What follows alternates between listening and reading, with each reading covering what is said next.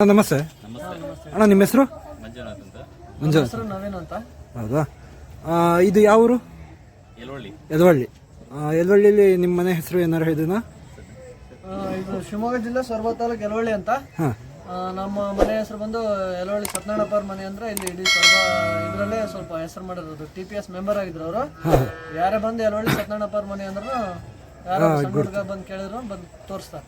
ಈಗ ನಾನು ಇವತ್ತು ಯಲವಳ್ಳಿ ಹಬ್ಬದಾಗ ನೋಡಿದೆ, ನಿಮ್ಮ ಮನೆಯಿಂದಾನೇ ಸುಮಾರಷ್ಟು ಎತ್ತುಗಳನ್ನ ಬಂದಿದ್ದು. ಆಮೇಲೆ ವಿಶೇಷವಾಗಿ ಕಿಲ್ಲಾರ್ ಎತ್ತು ಬಂದಿತ್ತು.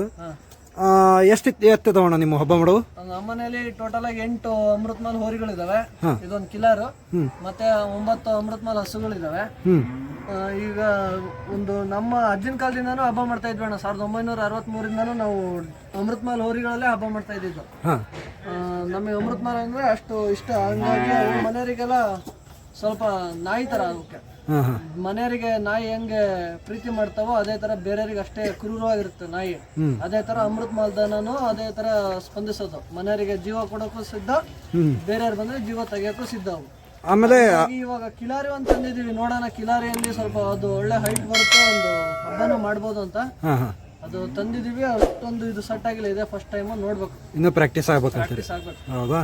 ಅಂದ್ರೆ ಈಗ ಎಷ್ಟು 8 ಹೋರಿಗಳು ಇದಾವೆ ಅಂದ್ರೆ ನಿಮ್ದು ಹಬ್ಬ ಮಾಡೋದು. ಹೆಸರು ಹೇಳ್ತೀರಾ ಒಂದ್ಸತಿ? 2010 ಅದು ಅಜ್ಜಂಪುರ ಫಾರ್ಮ್ ಅಲ್ಲಿ ಹುಟ್ಟಿರೋದು. ಅದ್ರ ಹೆಸರು ಕಲ್ಲೇಶ ಅಂತ. ಆಮೇಲೆ 2013 ಒಂದ್ ಜೊತೆ ತಂದಿದ್ವಿ, ಕಂಸ ಅಂತ. ಇಡೀ ಶಿವಮೊಗ್ಗ ಡಿಸ್ಟಿಕ್ ಗೆ ಹೆಸರು ಮಾಡಿರೋ ಹೋರಿ ಯಲವಳ್ಳಿ ಕಂಸ. ಹೌದೌದು, ಕೇಳಿದೆ. ಇಡೀ ಹೋರಿ ಹಬ್ಬದಲ್ಲಿ ಚಾಲೆಂಜ್ ಮಾಡಿ ತೊಡೆ ತಟ್ಟಿ ಬಿಟ್ಟಂತ ಹೋರಿ ಯಲವಳ್ಳಿ ಕಂಸ. ಅದು ಅಕಾಲಿಕ ಮರಣ ಹೊಂದಿತ್ತು. ಆಮೇಲೆ ಮತ್ತೆ 2019 ಒಂದ್ ಜೊತೆ ತಂದಿವಿ. ಮೊನ್ನೆ 2,12,000 ಕೊಟ್ಟು ಅಮೃತಮಾಲ್ ಹರಾಜಲ್ಲಿ ಫಸ್ಟ್ ಬಿಡ್ಡಿಂಗ್ ಹೈಯೆಸ್ಟ್ ಅಮೃತಮಾಲ್ ಹರಾಜಲ್ಲೇ ಹಿಸ್ಟ್ರಿ ಆಗಿತ್ತು. 2,12,000 ಅದು ಮಾಲೀಕರುಗಳನ್ನೇ ನಾವೇ ಹರಾಜ್ ಹಿಡ್ಕೊಂಡ್ ಬಂದ್ವಿ. ನನ್ನ ಬಾವರು ಇಷ್ಟಪಟ್ಟಿದ್ರು, ತಗೊಂಡ್ಬಂದ್ವಿ. ಅದರಲ್ಲಿ ಒಂದು ಒಳ್ಳೆ ಒಂದೇ ಅಖಾಡದಲ್ಲಿ ಲಕ್ಷ ಗಟ್ಟಲೆ ಅಭಿಮಾನಿಗಳನ್ನು ತನ್ನ ಕಡೆ ಸೆಳೆದುಕೊಂಡಿತ್ತು. ಆ ಹೋರಿ ಒಂದೇ ಹಬ್ಬದಲ್ಲಿ ಅಷ್ಟು ಜನರನ್ನ. ಮೊನ್ನೆ ರೀಸೆಂಟ್ ಆಗಿ ಒಂದು ವಿಡಿಯೋ ಟ್ರೆಂಡ್ ಆಯ್ತದ ಅಣ್ಣ, ಅದೇ ಇತ್ತು ಅದು. ಮೊನ್ನೆ ತಾವರೆಕೊಪ್ಪದಲ್ಲಿ ಅಖಾಡದಲ್ಲಿ ಬಿಟ್ಟಿದ್ವದ್ನ ಫಸ್ಟ್ ಹಬ್ಬ. ಒಂದೇ ಅದರಲ್ಲೇ ಹಬ್ಬ ಮಾಡಿ ಹೆಸರು ಮಾಡಿದ್ವಿ ಅವಾಗ. ಹೌದಾ? ಅದಕ್ಕೆ ಕಂಸನ ಸವಿನೆನಪಿಗಾಗಿ MDS ದಳಪತಿ ಅಂತ ಹೆಸರು ಕೂಡ ಇಟ್ಟಿದ್ವಿ. ಹೌದಾ? ಅಂದ್ರೆ ಈಗ ಇಷ್ಟೆಲ್ಲ ನೀವು ಅಮೃತ್ ಮಹಲ್ ಮ್ಯಾಗ ಖರ್ಚು ಮಾಡ್ತಾ ಇದ್ದೀರಿ, ಹೌದಾ? ಅದೇ ರೇಟ್ನಾಗ ನಿಮಗೆ ಬೇರೆ ತಳಿಗಳು, ಹಳ್ಳಿಕಾರತ್ತು ಬೇರೆ ತಳಿಗಳು ನಿಮ್ಗೆ ಭಾಳ ಸಿಕ್ತಿದ್ವು. ಆದ್ರೆ ನೀವು ಯಾಕೆ ಇದ್ರ ಮ್ಯಾಗ ಅಷ್ಟು ಒಲವು ತೋರ್ಸಾಕತ್ತೀರಿ? ಈಗ ಹೆಂಗಂದ್ರ ಅಣ್ಣ, ತಮಿಳ್ನಾಡು ಹೋರಿಗಳು, ತಮಿಳ್ನಾಡು ಹೋರಿ ಆಗ್ಲಿ, ತಮಿಳ್ನಾಡು ಅಂತ ಹೇಳ್ಬಾರ್ದು, ಅಮೃತಮಾಲ್ ಆಗ್ಲಿ, ಅವು ಹಳ್ಳಿಕಾರ ಆಗ್ಲಿ, ಕೈ ಹಾಕಿದ ಮೇಲೆ ಹೊಡೆದು ಪೈಲ್ವಾನ್ರನ್ನ ಹೊಡೆದು ಬಿಸಾಕಂತ ತಾಕತ್ತಿರೋದು ಅಮೃತಮಾಲ್ ದನಕ್ ಬಿಟ್ರೆ ಯಾವ ದನಕ್ಕೂ ಅಲ್ಲ. ಬೇರೆ ಜಾತಿ ದನಗಳಿಗೆ ಕೈ ಹಾಕಿದ್ಮೇಲೆ ಕೊಬ್ಬರಿ ಬಿತ್ತಾರೆ. ಬಟ್ ಅಮೃತಮಾಲ್ ಏನಾದ್ರು ಸಕ್ಸಸ್ ಆಗಿ ಹಬ್ಬಕ್ಕೆ ನಿಂತ್ರೆ ಮೈ ಮೇಲೆ ಯಾವ ಕಾರಣಕ್ಕೂ ಬಿಡ್ಕೊಳಲ್ಲ. ಮೈ ಮೇಲೆ ಹಾಕಿದನ್ ಅಲ್ಲೇ ಹೊಡೆದು ಬಿಸಾಕಂತ ಶಕ್ತಿ ಇರೋದು ಅಮೃತಮಾಲ್ ದನಕ್ಕೆ ಮಾತ್ರ. ಹೌದಾ? ನೀವು ಏನು ವರ್ಕ್ ಮಾಡೋದು? ನಾನು ವೆಟರ್ನರಿ ಇನ್ಸ್ಪೆಕ್ಟರ್ ಕೆಲಸ ಮಾಡೋದು. ಹೌದಾ ಸರ್? ನೀವೇನು ವರ್ಕ್ ಮಾಡೋದು? ಹೌದಾ? ಓಕೆ. ಅಂದರೆ ನೀವು ಅಂಥ ಒಂದು ಜಾಬ್ನಾಗಿದ್ರು ನೀವು ಹಬ್ಬದ ಕ್ರೇಜ್ನ ಬಿಟ್ಟಿಲ್ಲ, ಅದು ತುಂಬ ಖುಷಿ ವಿಚಾರ. ಯಾಕಂದ್ರೆ ಈಗಿನ ಕಾಲದಾಗ ಎಲ್ಲರೂ ಒಂದು ಸಣ್ಣ ಜಾಬ್ ಅಂತಂದ್ರೂ ಹಬ್ಬ ಬಿಟ್ಟ, ಕೆಲವೊಬ್ರಿಗೆ ಅನಿವಾರ್ಯ ಪರಿಸ್ಥಿತಿ ಆದ್ರೂ ಆ ಕ್ರೇಜ್ನ ನೀವು ಬಿಟ್ಕೊಟ್ಟಿಲ್ಲ. ಒಂದು ನಮ್ಮ ಗ್ರಾಮೀಣ ಜನಪದ ಕ್ರೀಡೆ, ನಮ್ಮ ಸಂಸ್ಕೃತಿನ ನೀವು ಉಳಿಸ್ಕೊಂಡು ಹೋಗ್ತಾ ಇದ್ರಿ, ಅದು ನಮಗೆ ಭಾಳ ಖುಷಿ. ಈ ಎತ್ತನ ಎಷ್ಟು ಕೊಟ್ಟು ತಂದಿರೋದಣ್ಣ? 5,11,000.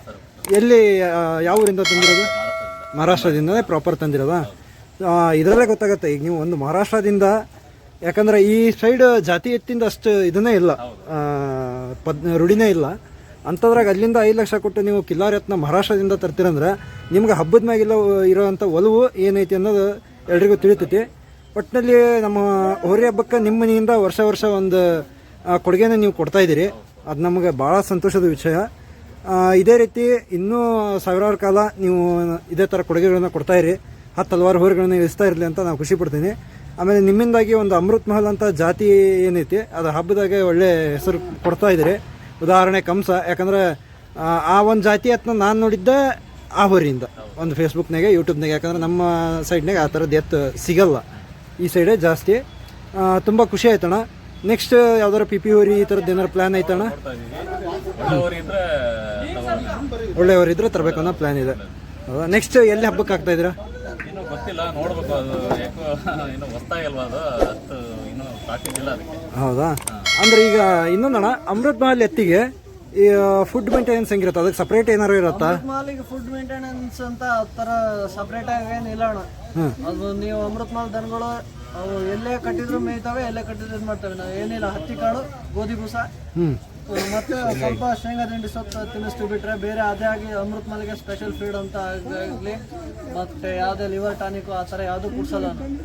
ತಗೊಂಡೋಗಿ ಬೇಣದಲ್ಲಿ ಮೇಯ ಕಟ್ತೀವಿ. ಸಂಜೆ ಬಂದು ಹತ್ತಿ ಕಾಳು, ಶೇಂಗಾ ದಿಂಡಿ, ಗೋಧಿ ಬೂಸ ಒಂದು ಟೈಮ್ ಇಡ್ತೀವಿ.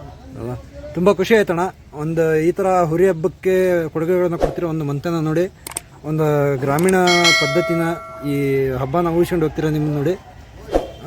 ಇದೇ ರೀತಿ ಇನ್ನೂ ಚೆನ್ನಾಗಿ ಮಾಡಲಿ. ಈ ನೆಕ್ಸ್ಟ್ ಯಾವ್ದಾರು ತಂದರೆ ಹೇಳ್ತೀರಿ? ಈಗ ಹೋರಿ ಹಬ್ಬ, ಈಗ ನಾವು ದನಗಳನ್ನಂತ ನೋಡ್ತಾ ಇರೋದೇ ಹೋರಿ ಹಬ್ಬದಿಂದ. ಹಂಗಾಗಿ ಎಲ್ಲರೂ ಹೋರಿ ಹಬ್ಬಕ್ಕೆ ಸ್ವಲ್ಪ ಪ್ರೋತ್ಸಾಹಿಸಿ, ಸ್ವಲ್ಪ ಹೋರಿ ಹಬ್ಬನ ಉಳಿಸಿ, ನಮ್ಮ ದೇಶೀಯ ತಳಿಗಳನ್ನು ಆದಷ್ಟು ಚೆನ್ನಾಗಿ ಬೆಳೆಸಿ ಅಂತ ಹೇಳ್ಕೊಂತ. ಹೌದಾ, ಧನ್ಯವಾದಗಳಣ್ಣ, ಸಿಗೋಣ.